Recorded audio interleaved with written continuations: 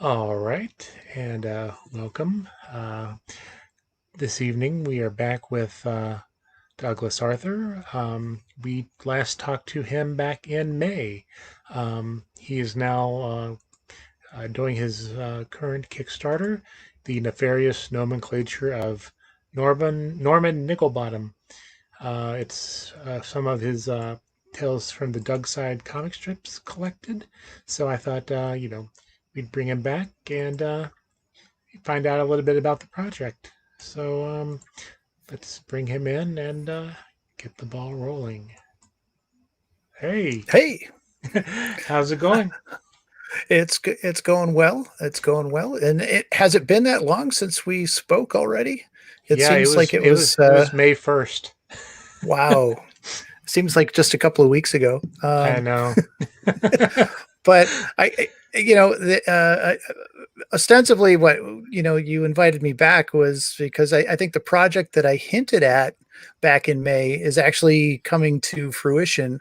Um, I've done enough new comic strips that I've I've got enough for a new book. So Yeah. so I've got a Kickstarter that's running right now through September 1st. And it's as you mentioned, the name of the new book is The Nefarious Nomenclature of Norman Nigglebottom, which I'm still not 100% sure where I got that title from. A lot of these things come to me, it's a mystery. But it's fun. What basically this book is similar to my last two books, The Pocket Full of Crime and The Dregs of Crime, which I think we spoke about, 3 years ago when those came out. Yeah. I think you had me on then. And so it's a collection of what I call improv comics, which is kind of a joke unto itself. But essentially, what I do is I take a blank sheet of paper. Uh, in this case, I usually use like a 8x5 note card, um, and I try to create a finished cartoon or comic strip within a short period of time, 10 to 15 minutes. Um, you know, the ones for the new book have taken a little bit longer, but I'll explain that in a minute. But that's the general idea of improv comics. So with the previous two books, what I created somewhere around 300 um, comic strips, and you know, not because it's kind of an experiment. It's similar to the 24-hour comic book that like Steve Bissette and Scott Hmm. McCloud were doing back in the 90s. There were a whole bunch of, I think Neil Gaiman did one, and there's a whole, kind of subculture of cartoonists doing the 24-hour comic book there for a while. So it's kind of, born of that kind of idea. So the idea is to just kind of, create quickly, and kind of see what happens. It's kind of an experiment. Um, and in this case, I had created a whole bunch, like 300 or so strips for the last two books, and I whittled it down. Each book has about 110 strips in them, so there's a bunch that didn't make the cut, and deservedly so. I'll be the first to admit. uh, so not everything works, but that's kind of the fun of it, because sometimes when something does work, it works. It's amazing. So it's really kind of a rush. And the great thing is you just kind of churn them out. That you do a bad one, it's like, okay, well, grab another sheet, do another one, and and before you know it, you've got like a stack Hmm. of these strips. So for the new book, I've got over 150 new strips that I've drawn. But the twist here is that somewhere along the way, and this is where the title of the book kind of comes from, I thought it might be kind of cool if I did a story, because most of the comics strips that I do are, single panel. Hmm. kind of like Far Side, or New Yorker cartoons, although I'm certainly not as highfalutin and pretentious as a New Yorker cartoon. At least I hope not. But but this collection, I thought it might be fun to do like a story, because that kind of Hmm. goes back to my roots as starting drawing comic books with my brother back when I was 9 or 10 years old, back in the 70s, and so uh, it's been a lot of fun to do that, and I kind of got the idea for that from Rick Veitch. Rick Veitch has done some stuff recently where he does what he's calling panel vision, where each page is a single panel, and he's got smaller size books, like my last two books have been kind of digest size. I think Hmm. 5 by 8 or 5.5 by 8.5, whatever that size is, and this new book will be that same size, and each page is just a panel. And I thought, well, wouldn't maybe I could like improvise a story that I could put into the book as kind of break it up a little bit, and so I kind of retrofitted. I'm like, okay, well, I have this kind of title that's been rolling around in my head called The Nefarious Nomenclature of Norman Nigglebottom, which I again, I have no idea where that came from. I think it was kind of a you know I'm sure it's influenced by a number of things, including going all the way back to the torturousness of my childhood English classes, where I was forced to read Charles Dickens and that sort of thing. There's some of that. There's some kind of Harry Potter kind of stuff. Which I'm sure she was influenced by the same things, as far as naming people. But I thought it would be fun.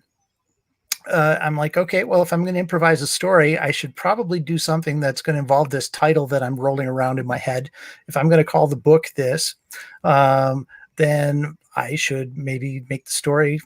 That's what the story is going to be. So I started improvising a story, one page at a time, one panel at a time, and wasn't really sure where the story was going to go. But after about 7, 8, 9 pages, I started to have an idea in my head. Hmm. So, but again, with this, nothing is pre-written. I don't sketch anything out. I'm not writing anything out. It's all improvised onto the page. So, some pages I've actually redrawn a couple of the pages because the drawing wasn't quite as good as I. You know, you're kind of flying without a net, and you don't sketch anything out ahead of time, and you're just laying ink right onto the paper. Yeah. Um, so it it it's it turns into a bit of a, a fun process. So as of right now, I've got about 30 pages done, and I think I've got maybe about 5 or 6, maybe 7 more pages to go to actually finish the story. So I'm very close to the end, and at this point I do know how it's going to end. I just have to kind of draw it out. It's all in my head. Hmm. Um, but the beginning of it, as I was going through it, I had no idea where I was going to go with it. So it's kind of interesting, and amazingly, about halfway through, when I got maybe like 20 pages or so done, I'm like, I should probably go back and read this to make sure it makes sense. Hmm. And I was surprised at how well it made sense. Um, you know, and I just showed it to my brother actually before I was on with you, and he seemed to really like it a lot too. So, but I guess, speaking of materials, and I think I mentioned earlier, the cartoons in this book were taking a little bit longer than the previous two books. It's because I've changed the material and style that I'm using to create these cartoons. The previous Hmm. two books I used um, white note cards that were 5x8, and I was using Sharpie markers to draw on them, and kind of do things very bold and quick. But the new cartoons, I am using this very dark black. It's not really construction paper; it's more of a poster paper. So Hmm. it's thicker. It's got some weight to it, and I'm using a white acrylic paint pen to draw with. So that does add a little bit of time because the paint pen doesn't always flow the way it should. Oh, there you go. Yes, perfect.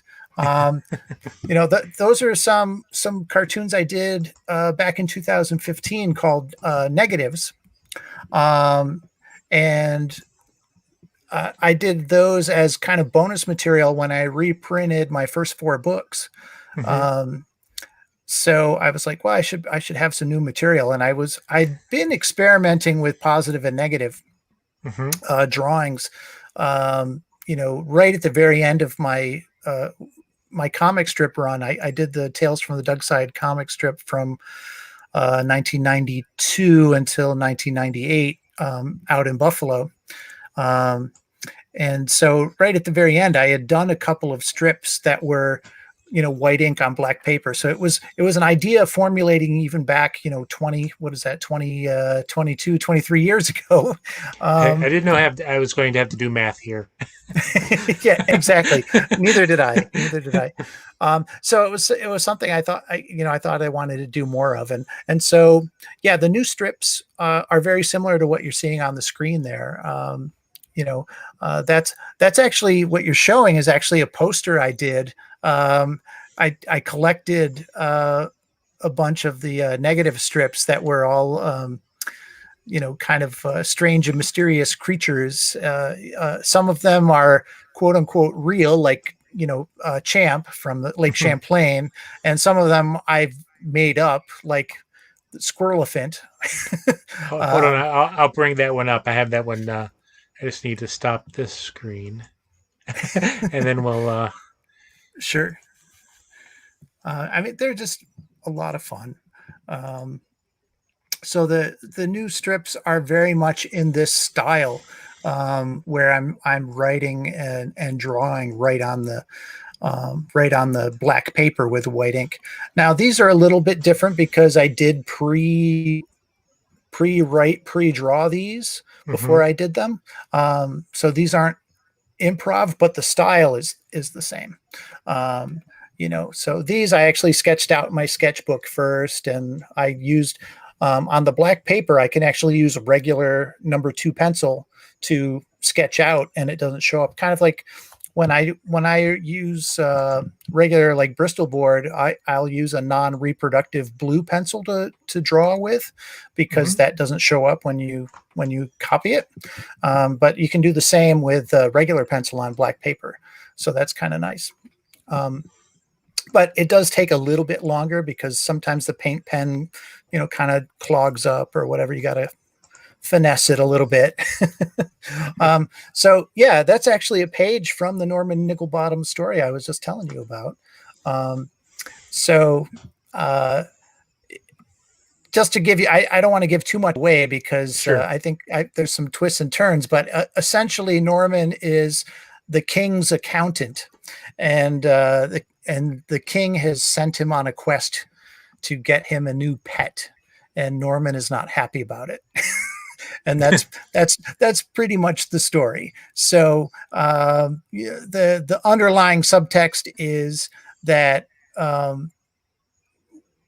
what we call things makes a Mhm. difference. The king um, has this tendency to just address Norman as the fool. Uh, I think he thinks that he's like the jester, but he's not a jester. He's an accountant. Um, and it's the king thinks so less of him, because he's basically at his beck and call. So the king continually calls him a fool, and Norman is like, well, actually my name's Norman, I'm your accountant. And the king is like, I don't care, I want you to go get me a pet. go find me go find me a new pet. So Norman goes off on this quest to find a pet, and hijinks ensue, basically. So some of it, is very cool. And again, the drawing that you see there is something that I improvised right on the page Mhm. without any pre-thought. So obviously some of it's very quick and it's very expressive or impressionistic too. I Mhm. mean, you kind of get the impression that he's walking through the woods, but if you look closely, it's like, well, those don't really look like trees, but they do at the same time. So it's kind of a unique style. No, it's a very cool concept. So I'm really proud of the way it's turning out. I've got, like I said, in the actual Norman Nigglebottom story that's going to be included in the book, I have maybe 5 to 7 pages left of drawing for that, and then I still have maybe another 10 or 15 sheets of the black paper left, and I'm just going to Mhm. use them up. What with the Kickstarter. Uh, the basic goal is I'm going to put out a book the same size as my last 2 books, 110 pages of comics, plus there's a few extra filler pages, an author's note and all of that. So I think the final book is like 116 pages. But with this, because I've got so many extra, and in this particular batch, I don't feel like there's as many bad ones as there were with the others. So I'm offering with the stretch goals to add pages to the book. So potentially the book could be as many, because the Norman Nigglebottom story is it's going to be about 35, 36 pages. So we could, and that's another great one that I did. Um, uh, but potentially the book could be upwards of like 200 pages. Mhm. If we meet all the stretch goals, but of course that's that's always a stretch, and that's why they call it a stretch goal, Well, I guess. Um, I mean, it's a very modest Kickstarter. yes, So yes, I so it just seems like it's printing that you're looking for the funding for. more or less. I mean, nothing I do. The paper, I actually went to the dollar store to get the paper, Hmm. so it wasn't like the paper cost me a bunch of money. And the paint pens, I found some nice ones on Amazon that it was like $15 for a 5 pack and they've got really nice flow, and I can get some nice effects out of them. um, so um, you know I didn't spend a lot on supplies, is what Yeah. is what I'm saying. And I have a full time job, and it's not like this is my living. So and I certainly understand that when you've got professional artists who are trying to work a project, and it's like, well, this is the money that they use to pay their rent and everything else while they're working on this and not working on other things that could pay them money. So I keep it modest. I'm not fooling myself into thinking I'm going to make $4,000 or $5,000 on a Kickstarter, but I can make 400 or 500, and Hmm. and that's basically what the goal is right now. I think as we're talking, at 40% funded, and that's just after a few days. So it's off to a good start. And I had some early bird specials that started. Oh, there you go. You brought it up to the minute. Up to the minute news here. Yeah. So yeah, so I've got so I'm just shy of $200 right now. So I'm doing Mhm. pretty well. There's exactly 2 weeks to go It ends on it goes through September 1st. So September 1st is, you have until midnight on September 1st, basically. Midnight, I should say midnight Eastern time. Um, so um, so there's still, plenty of time, and I've got some surprises coming up for rewards. um and I think this will probably take you a couple of days to get to post up. So your fans will hear it here first. uh but I'll let you in on a little secret. My birthday is the day before this runs out. Hmm. So I'm going to be running a birthday reward special that will only be on my birthday. Um, so people are kind of holding out on this. They may want to wait until my birthday. It'll be similar to some of the early bird specials that I ran earlier. But Hmm. I've got lots of cool things. Original artwork, which is very reasonable. I'm not charging hundreds of dollars for original art.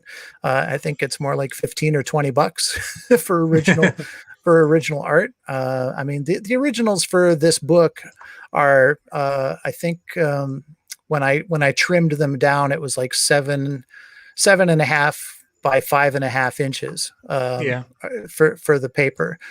So you're not getting a full size page, but 15, 20 bucks for something that you can pop into a frame, and Hmm. it'll be nice.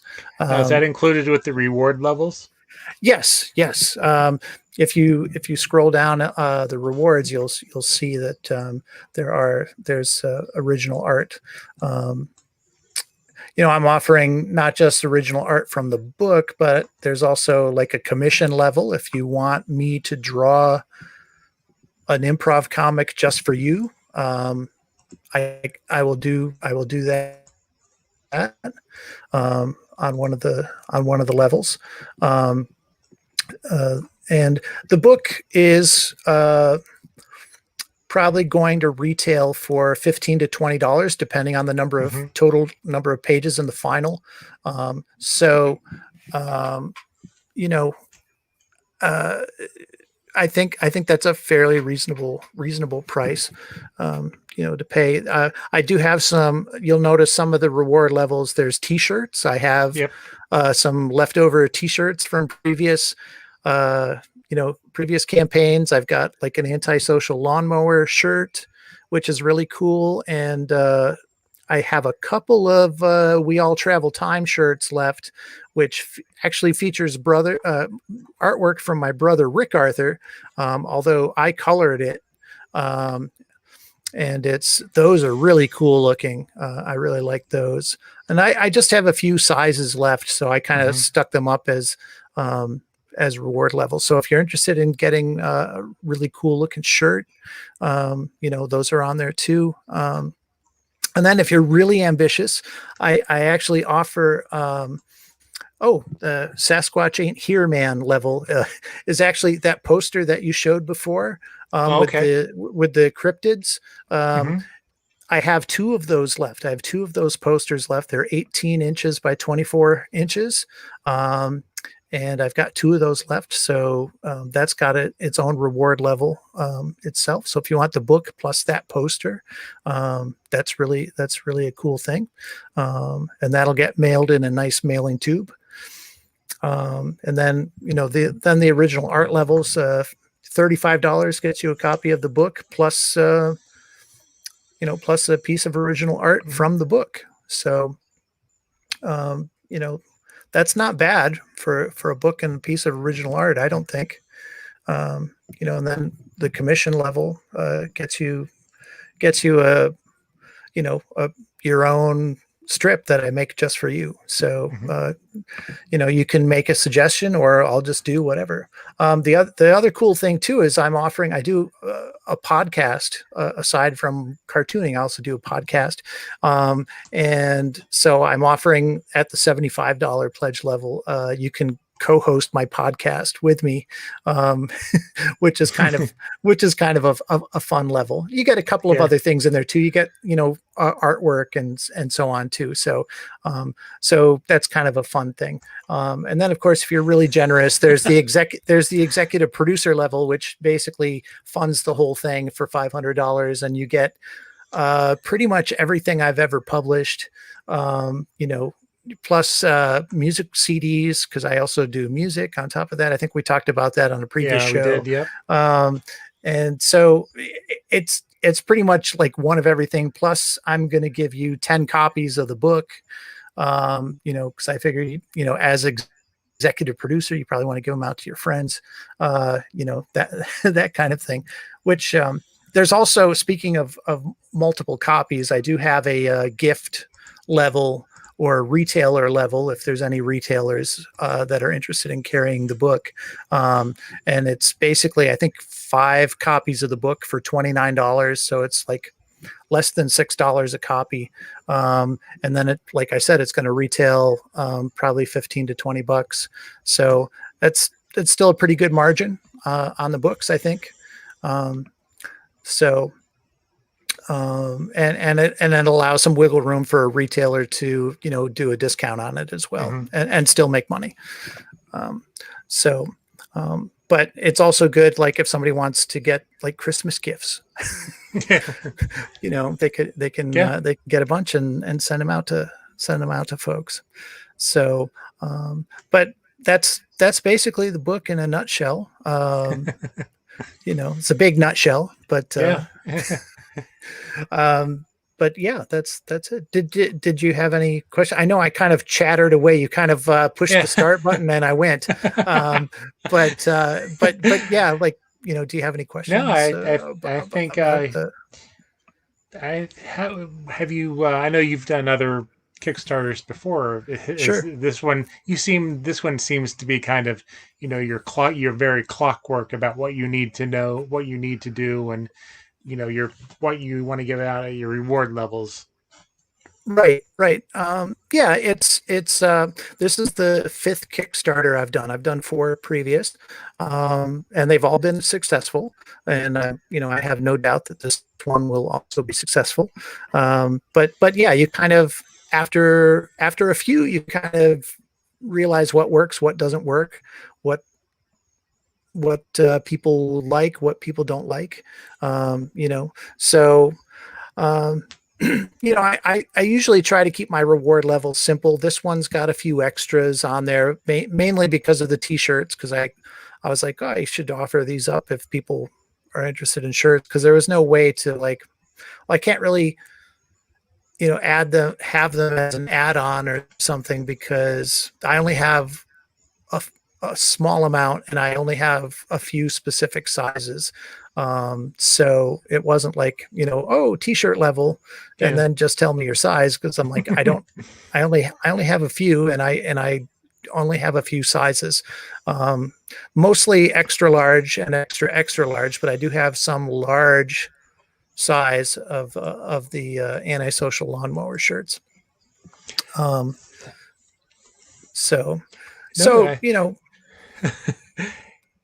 You seem like you've got it down, and people will go for, and right.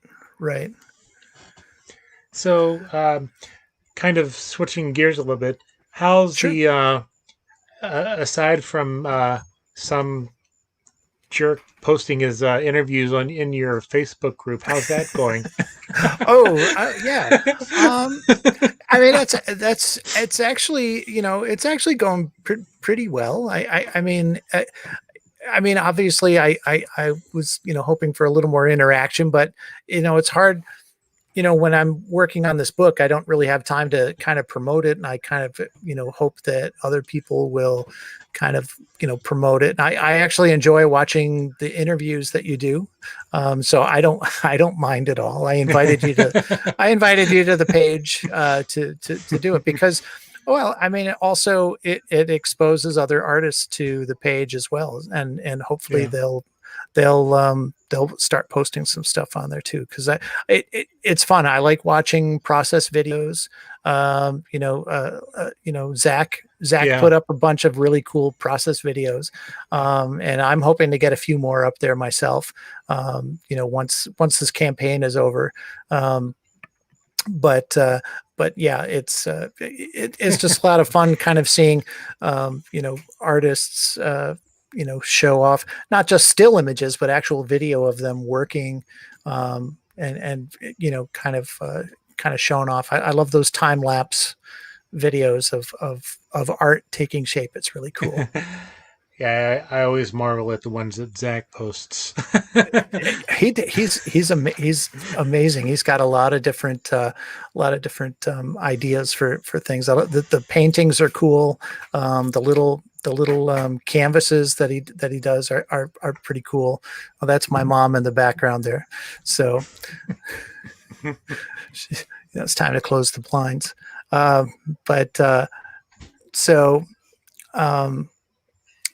It's it's just fun, kind of fun to see what he posts next. He always has stuff, and some of my other friends have put some neat stuff up there too, watercolors and different pen and ink drawings and so on. So it's really the concept of it is not just for comic books, but all art. I'd love to see like sculpture. If somebody's a sculptor out there, I'd love to see a process video of a sculpture coming together. Or paintings are always fun. So it really, it's really meant to be for artists of all stripes, not just comics. Although comics are certainly my influence or my where I'm coming from, but I welcome all artists. Well,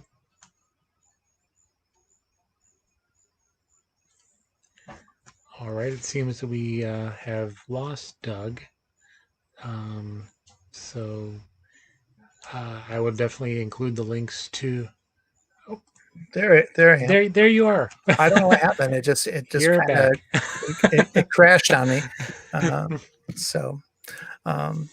But yeah, so that's coming along well. I think we're up to 25 or 30 people on the page now, and hopefully that'll grow. And I'm gonna kind of carve out some time to try to get its presence a little bit bigger and try to attract some more people. But but talking about it on your show hopefully will attract a few people to it as well. And it's the quarantine karaoke.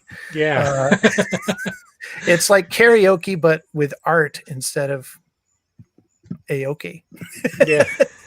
in the middle there. But yeah, that's it. So the Kickstarter runs through September 1st. Nefarious Nomenclature of Norman Nigglebottom, and it's my 15th book. So I've been doing this for a while. I published my first book in 1995, and so I'm chugging away here. Eventually somebody will notice, right? Yeah. But anyway, but where can people, besides, I know I'll include links to the Facebook group, and where else can they find you? Well, aside from Facebook, I do have a Twitter feed, which these days, unfortunately, I'm like retweeting a lot of stuff. It's that I think the Twitter feed is more personal stuff. Mm-hmm. So, if you want to stick to art, that's probably a good idea, because I think sometimes politics is politics can be a little contentious these days. It's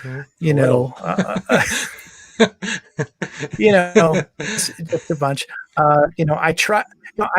I've tried hard over the years to, when I first started out in college, I was, I started off as a political cartoon, and that's kind of where my bent was at the beginning. And, but you know, over the years, I kind of shied away from that. But I do have to admit that there are some strips that'll probably be in this book that kind of comment on what's going on in the world today. So, you know, I will kind of put that caveat out there because I know some people, you know, it upsets them, Hmm. and I don't, you know, my intent is not to upset. Obviously, as a political cartoonist, you try to, you know, comment on what's going on around you in the world, and it's kind of hard to avoid. You know, it feels like an oppressive weight what you know uh right now, no matter which side you're on. I think you know it's just it's almost we're at a breaking point, I think. Yeah. One way or the other, you know we're either gonna, you know, head in one direction, or you know, hopefully not. So Yeah. so Well, well, thanks for taking the time yeah, this evening to talk to us. And then sure. here's where you can. Oh, wait, let me unzoom that so you can see everything else where you can find everything else from. Oh, There great. you go. There's your And stuff. Oh yeah. I mean, I got sidetracked there. Yes, my other books are also available on Amazon. Um, I'm still working on trying to get my author page going on Amazon. mhm. They it's not very user friendly. I have to say, and so I'm still kind of pulling that together. But if you do a search for, you know, for me on Amazon, you should be able to find at least some of my books are available. And then I do have my own personal Square Marketplace store, which people can order directly from me. I do have a small supply of books, and the advantage of that is I get a little more money per Mhm. sale, and also you get an autograph on your book. If you order from Amazon, you don't get that. So Send me that link and I'll include it. absolutely, I will do that.